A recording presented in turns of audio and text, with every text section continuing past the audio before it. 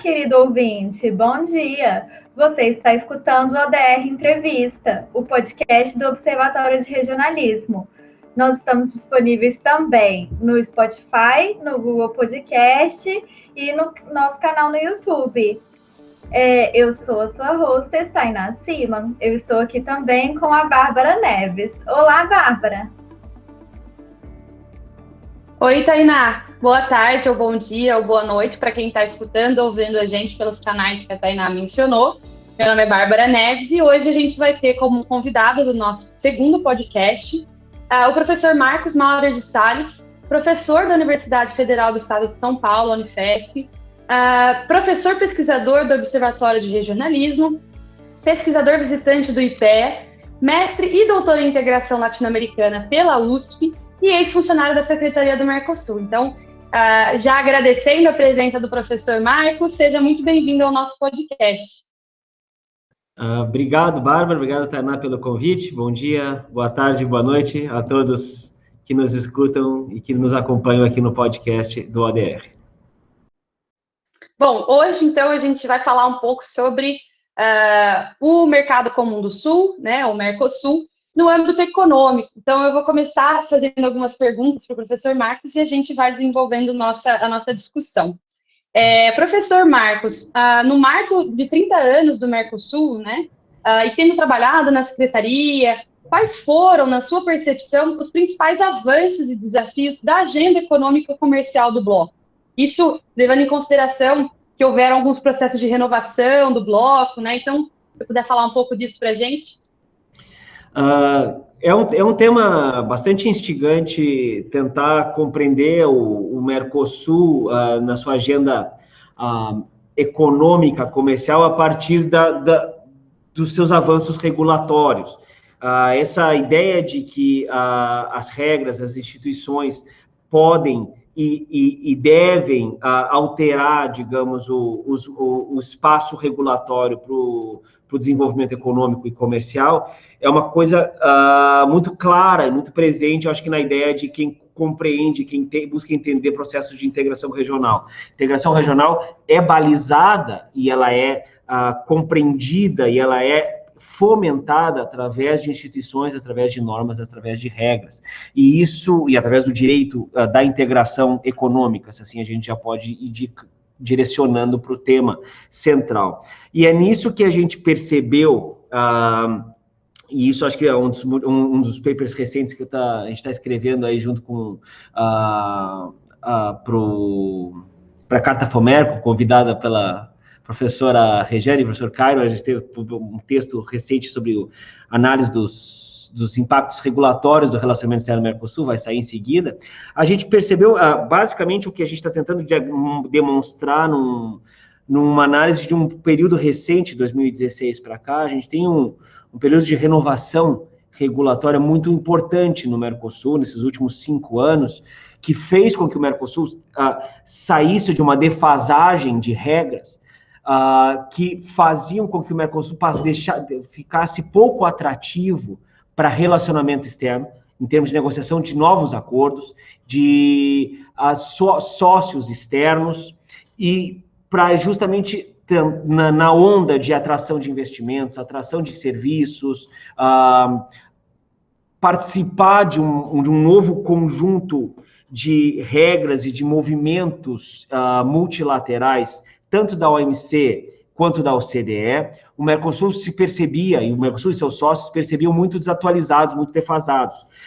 Então, começou a chegar, e enquanto eu estava na secretaria, a gente percebia isso de maneira muito clara, que começava a chegar a temas que nunca estiveram na agenda. E de uma hora para outra, de 2016 para cá, não por coincidência, de um período onde a gente tem uma nova conjugação política e ideológica na região e no Mercosul, se favorece a chegada de uma nova agenda e de uma nova linguagem jurídica, diplomática, que passou a ser negociada. E a gente começou a falar de novo em facilitação do comércio, a gente falou em facilitação de investimentos, coerência regulatória, cláusulas anticorrupção, um acervo de normas e de temas regulados no âmbito da OCDE e da OMC, que nunca estiveram presentes na agenda do Mercosul e agora chegaram de uma forma muito rápida, em questão de 2 anos, foram incorporados nas negociações, foram trabalhados no âmbito do Mercosul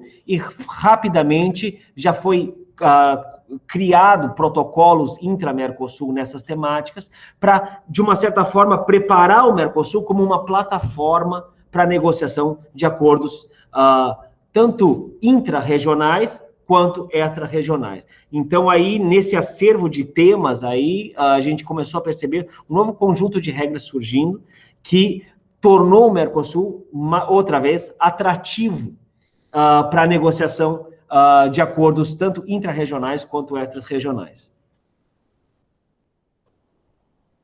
Não, perfeito, professor Marcos. Engatando aí nessas questões que você levantou, são várias as negociações comerciais no âmbito do Mercosul atualmente, né? Então, assim, a gente tem o acordo Mercosul-União Europeia, ou as negociações para o acordo entre o Mercosul e a Coreia do Sul, entre vários outros. Como que você enxerga essas múltiplas frentes de negociação que estão em andamento para o futuro do bloco? Eu acho que, além de futuro, já é presente do bloco, né? A gente já tem aqui o bloco convivendo com essas frentes simultâneas que exigem uma capacidade de articulação e de coordenação de 3 níveis de agenda simultâneas. Eu acho que a agenda de negociação externa, extra América Latina, no qual a gente tem os maiores desafios do processo negociador, tem de um processo de convergência intra-regional, e aqui intra-América Latina, e aqui a gente for com uma ênfase grande de aproximação Mercosul à Aliança do Pacífico, se assim a gente pensar, e a negociação também intra-bloco, que é essa que a gente já falou na primeira parte da nossa fala, que é esse acervo de acordos intra-bloco que foram parte dessa renovação das regras, digamos, internas do bloco. Mas vamos focar nessas 2 primeiras, nas 2 externas. Na convergência intra-regional, e a regional aqui eu me refiro à América Latina, a gente passou por um processo de aproximação interessante que começou em 2015 e 2016, com a Aliança do Pacífico, e nisso a gente também, na Secretaria do Mercosul, foi um dos primeiros temas que a Secretaria do Mercosul passou a poder participar tecnicamente das negociações externas, foi na aproximação com a Aliança do Pacífico, a partir de 2015 e 2016, no qual a gente foi solicitado a fazer estudos de avaliação, estudos de impacto, para essa aproximação. E nisso a gente tentou, tanto do ponto de vista de convergência regulatória entre Mercosul e Aliança do Pacífico, e também de impacto comercial, uma série de estudos nessa aproximação. E o que a gente percebia é que, na verdade, o desafio, do ponto de vista de liberalização comercial, era muito pequeno. Porque entre os países do Mercosul e os países da Aliança do Pacífico, nós já estávamos quase todos com tarifa zero. Então, a gente já tinha uma área de livre comércio, já existe uma área de livre comércio, do ponto de vista de tarifário entre Mercosul e Aliança do Pacífico. O que não existe é convergência regulatória. E aí é onde a gente foi olhar onde é que estavam as defasagens. E é justamente nessa etapa que começam a chegar os temas que a gente olhava na União Europeia, na Aliança do Pacífico, que existiam e que não existiam ainda na nossa agenda. E aí, rapidamente, começa a chegar essa agenda. Coincidentemente, mas não tão coincidentemente, a gente começa a perceber como as agendas externa e agenda interna começam a se justificar e se correlacionar. E depois isso começa a aparecer também quando a gente começa também, numa segunda etapa de trabalho, a Secretaria de Mercosul começa a apoiar o GMC no monitoramento dos acordos externos. Então, começam a chegar negociações com o Canadá, com a União Europeia, que estava na sua reta final, especialmente com o EFTA, a gente participou muito, com a área de livre comércio dos países da Europa. E a gente começa a perceber as demandas dos países, dos sócios com quem está negociando, começam a demandar avanços regulatórios no Mercosul que a gente ainda não tinha. Por exemplo, o Canadá demanda muito a plena efetivação das políticas de igualdade de gênero para poder negociar comércio.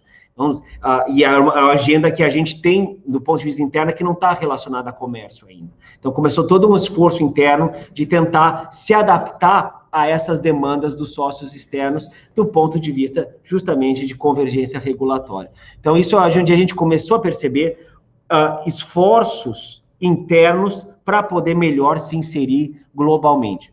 E nisso, acho que na tua pergunta tu menciona a União Europeia, a gente já começa a perceber como muitas vezes o cumprimento desses novos estándares impostos ou gerados, não sei se imposto seria a melhor coisa, porque é um processo de negociação e a gente aceita soberanamente se vincular a esses acordos, mas a gente começa a ver o impacto dessas novas regras na nossa região. E a gente muitas vezes ouve falar estereotipadamente que são impactos negativos, digamos, à região. Mas não sei até que ponto a gente pode perceber que a entrada de agendas como defesa do meio ambiente relacionada a comércio, a defesa de igualdade, a política de igualdade de gênero relacionadas a comércio, são agendas humanizadoras, digamos, para uma região que não sabe lidar com igualdade de gênero e não sabe lidar com proteção do meio ambiente e com desenvolvimento sustentável. Então, a gente começa a perceber agora um efeito catalisador positivo para a região, em termos sociais e em termos ambientais, dessa abertura para novos acordos. Então, aí tem uma falsa falácia, se a gente pensar do ponto de vista do período de esquerda à direita em matéria de negociação, a gente rotula essa nova fase do Mercosul de abertura comercial como uma fase neoliberal, de abertura exclusivamente comercial, mas a gente vê no meio desse monte de acordos várias agendas muito progressistas entrando junto, que a nossa região não estava acostumada a lidar. E agora a gente está tendo que aprender a lidar com diálogo entre comércio e gênero, por exemplo, como os dois exemplos que eu estou citando, comércio e gênero e comércio e meio ambiente. Graças a essas novas ondas de acordos, a gente começa a ter novas linguagens na análise da política comercial do Brasil e do Mercosul. Então, nisso, acho que a gente tem esse grande desafio, que é saber incorporar esses acordos de forma a reinventar os nossos países, nossos modelos de desenvolvimento de forma muito mais próspera socialmente e ambientalmente e respeitando princípios mínimos civilizatórios, né, que vêm dos direito internacional dos direitos humanos, direito internacional do meio ambiente, que a gente começa a ver isso ser mais transversal em relação às políticas comerciais com que o Mercosul está se abrindo, se expondo e se comprometendo. Tá? Eu vou, na verdade, desviar um pouco, professor. Essa pergunta que eu vou fazer agora não está no script que eu te mandei, mas eu acho que complementa um pouco essa visão. Pode ser que alguma das pessoas que estão ouvindo a gente não conheçam o GMC que o senhor mencionou, né, o Grupo Mercado Comum. Então, talvez, se o senhor puder explicar o que é o GMC, brevemente, mas eu acho que mais interessante, né, vendo todos esses pontos de conexão, os desafios que têm que ser superados, a maneira na qual tem que se lidar com esses acordos e as dificuldades que aparecem, né, queria entender, talvez, da perspectiva de alguém que trabalhou no Mercosul, como que funciona, qual que é a dinâmica dessas negociações? Existem etapas? Qual que seria, né, essa ordem? Como é que funciona isso? Isso é fundamental, isso é um ponto em si mesmo que vale a pena conhecer, porque é onde a gente entende a dinâmica existencial do próprio Mercosul, que funciona, para os que não conhecem, e para os que conhecem, é uma obviedade saber que ele funciona à base de consenso.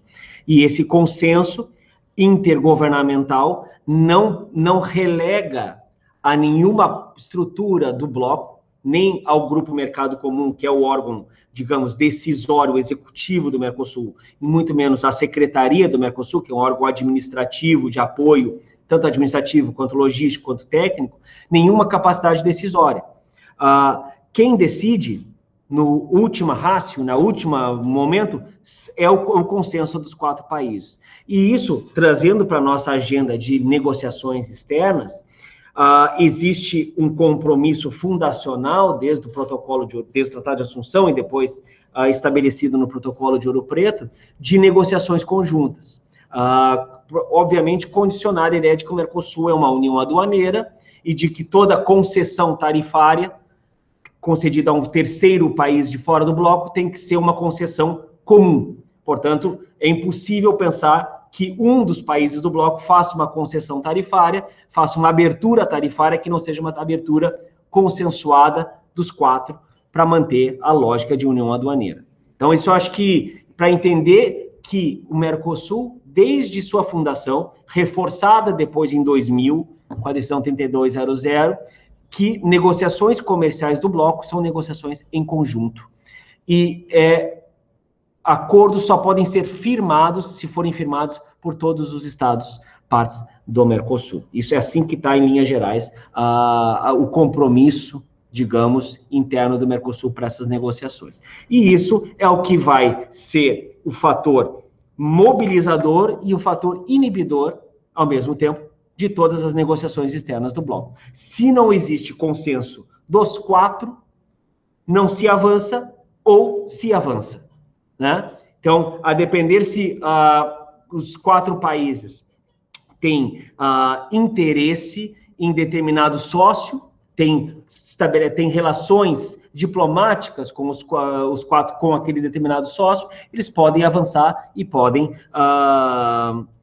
sentar na mesa de negociações e poder avançar. Segundo ponto depois de começar as negociações, começar a abertura das concessões de ofertas. Por exemplo, a União Europeia vai abrir uma redução tarifária de tantos % para os países do Mercosul naquele produto. Mas ele exige uma abertura de tantos % naquele mesmo produto. Um dos países do Mercosul objeta aquele tipo de abertura, porque isso vai impactar diretamente na economia daquele país, só que os outros 3 são interessados naquela abertura. Entende? Então, é um jogo de soma zero muito difícil de alcançar, porque tu tem, de um lado, 4 buscando consenso, e numa negociação com a União Europeia, mais de 20, naquela mesa de negociações, também buscando aquele jogo de soma zero.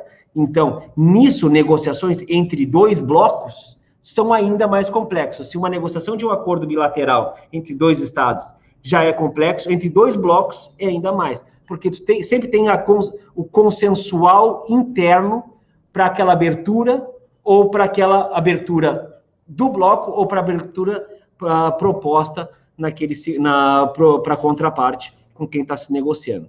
Tá? Mas é uma decisão que se gestiona no âmbito da estrutura do Mercosul, dentro do GMC e do Grupo de Relacionamento Externo do Mercosul, GRELEX, mas que, no final, é aprovado pelas 4 casas, pelas quatro chefias de Estado e incorporado pelos 4 congressos. É intergovernamental raiz, como todo estudioso de Mercosul conhece, inclusive para a área de relacionamento externo. Não, perfeito. Uma última questão, então, tem uma reflexão que o senhor fez recentemente sobre o tema, né?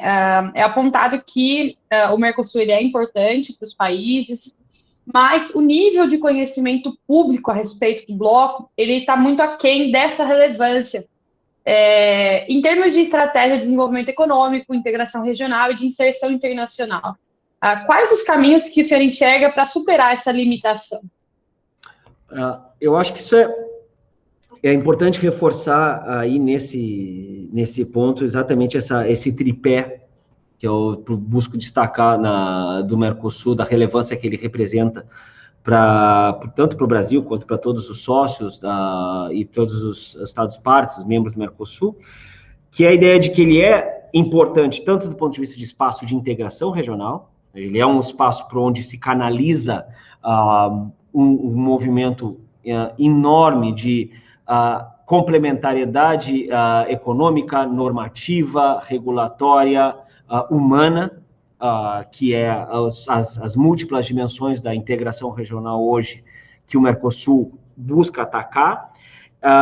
Ele é também um bloco que serve como trampolim geopolítico para as negociações internacionais, ou seja, os países ganham muito poder de barganha ao negociar de maneira conjunta, todos eles têm plena certeza disso, apesar dos discursos de chefe de Estado tentando buscar a autonomia, a independência de negociação, dizendo que o Mercosul é um corcelete, o Mercosul é uma prisão, mas no fundo todos têm a plena consciência estratégica do que significa negociar de maneira conjunta e ganhar poder de barganha para negociar enquanto conjunto. Então, nisso, ele, como plataforma de inserção internacional, ele é estratégico para os países.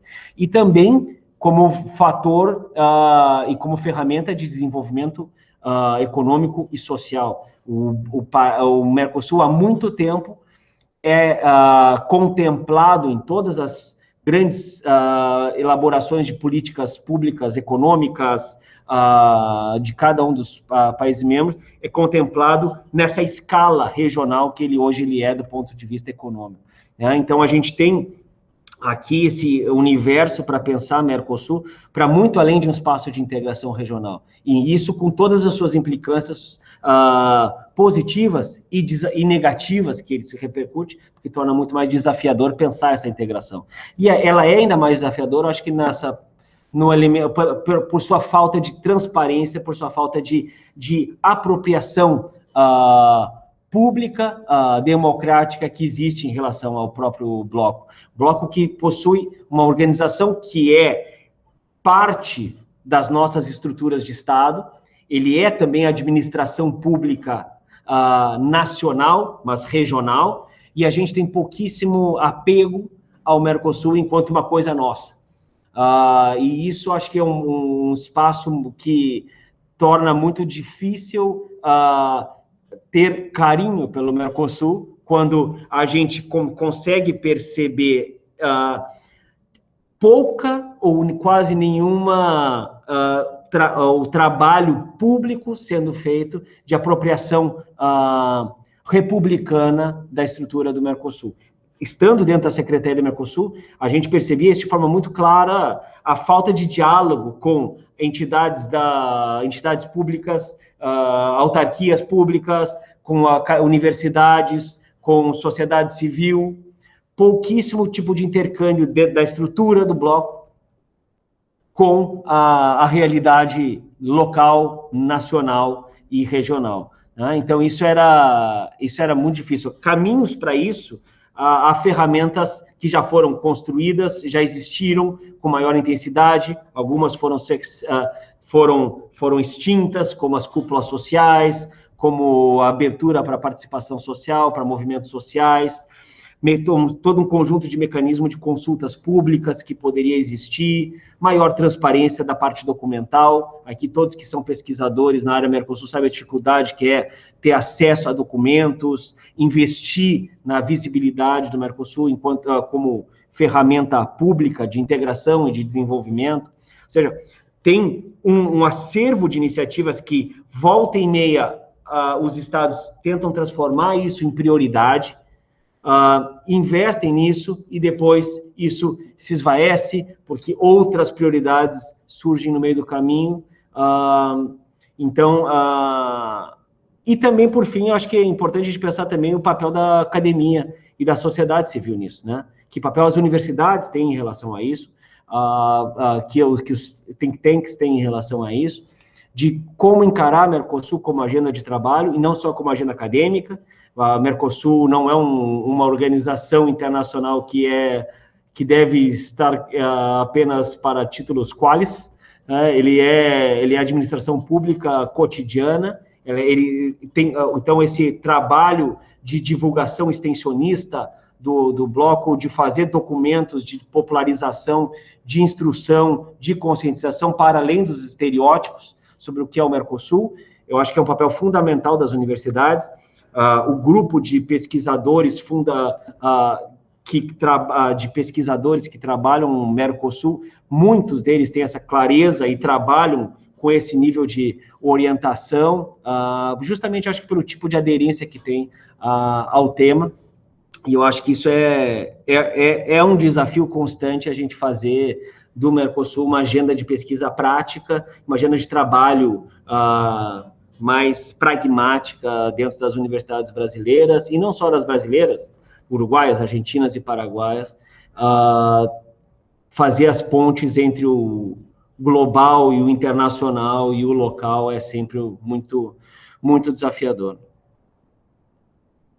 Não, eu até estava lembrando no podcast que a gente gravou, né, semana passada não, primeiro podcast que a gente gravou, e menciona essa questão da identidade, do papel das ideias, né, e realmente esse nível de conhecimento público em relação ao Mercosul, ele reflete diretamente no reconhecimento que a sociedade tem em relação ao bloco e da importância que ele tem ou não, né, diante desse conhecimento, ou falta de conhecimento do bloco, em relação à importância do bloco, tanto no nível econômico, educacional, né, existem muitos canais de intercâmbio entre os países do Mercosul, e às vezes a gente acaba não sabendo por conta dessa falta de transparência e apropriação pública das informações em relação aos trabalhos do bloco. Então, isso é muito legal.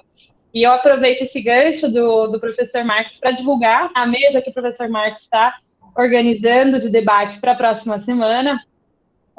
A gente vai ter uma mesa de debate no dia 2 de julho, às 14 horas, horário de Brasília. A mesa ela tem como tema o Mercosul, a nova regulação econômico-comercial, perspectivas e desafios para a integração regional e a inserção global, né? Se o professor Marcos quiser comentar, a gente reforça as informações depois em relação à mesa, sobre os convidados, sobre a temática. E a comemoração dos 30 anos, né, do Mercosul. Então, e vai ser muito interessante para a gente perceber como que essa abertura, né, comercial que está acontecendo no bloco justamente no aniversário de 30 anos vai impactar, né, o futuro do bloco. Exatamente nas questões aí, como o professor Marcos já falou, tanto dele se voltar um pouco mais para o Pacífico, que muitas vezes é o que a gente estava tratando na academia como uma novidade, né?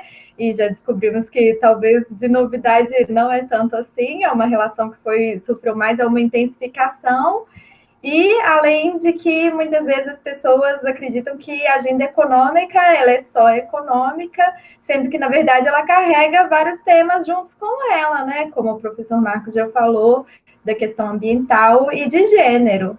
O que mais que a gente pode esperar dessa mesa, professor Marcos? E a mesa acho que está nesse contexto que a Itainá reforçou bem, que é fazer esse ciclo amplo de debates que o Observatório de Regionalismo está se propondo, de tentar justamente dar a visibilidade de um Mercosul muito além de um espaço de integração comercial, que ele vai pelo viés da cultura, pelo viés da política, pelo viés da economia, pelo viés do direito, pelo viés da infraestrutura, e aí a gente pode ir percebendo todas as matizes necessárias para ser enxergado e analisado e difundido o que existe de Mercosul nesses 30 anos, e o convite do Observatório de Regionalismo para tentar focar nessa mesa foi justamente tentar fazer esse balanço do que é Mercosul do ponto de vista econômico e comercial,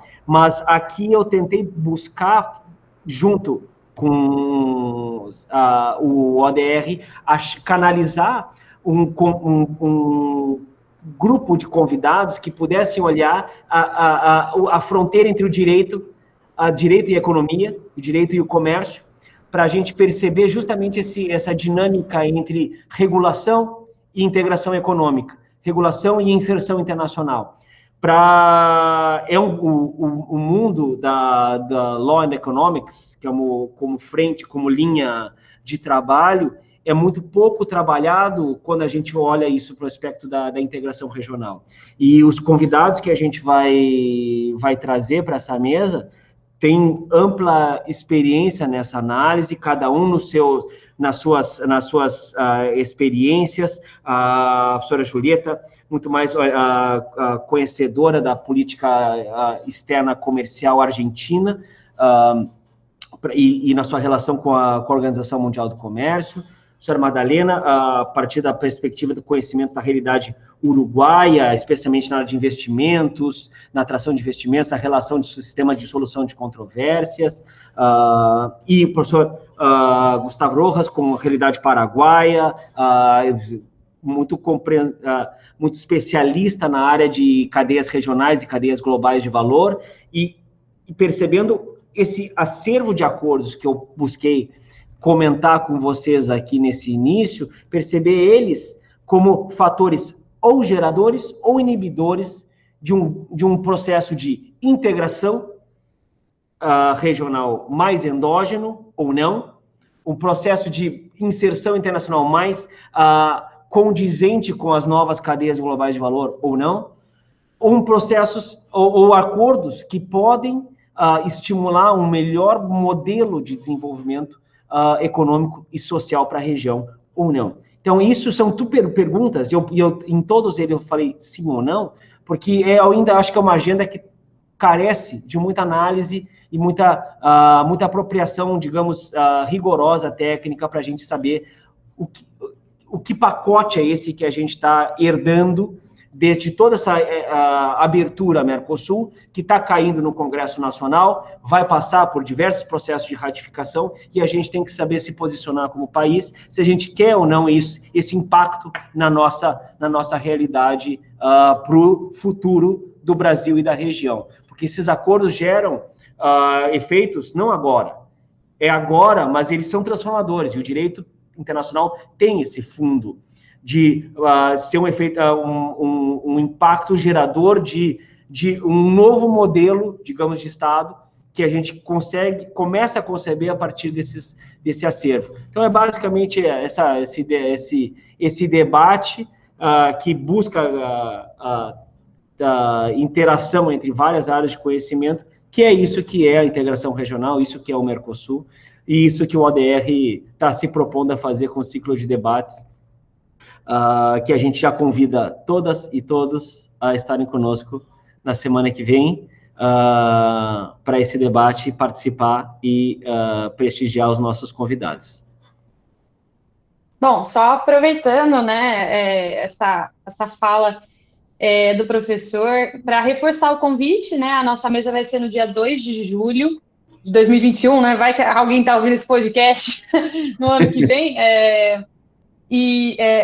no nosso canal do YouTube, tá? Vai ter uma transmissão ao vivo. Ao final dessa discussão, pelos convidados que o professor mencionou, a gente vai ter uma sessão de perguntas para dialogar com os convidados.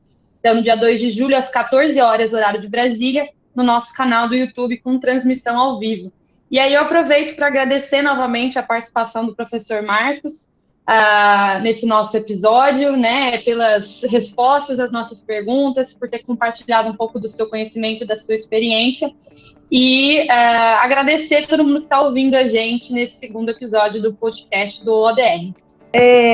Pessoal, nós estamos também disponíveis, você pode acompanhar todas as atividades do Observatório de Regionalismo pelo YouTube, pelo nosso Facebook, pelo Twitter. Lá você pode acompanhar tanto informações sobre os episódios do podcast, quanto também sobre os nossos eventos, ok?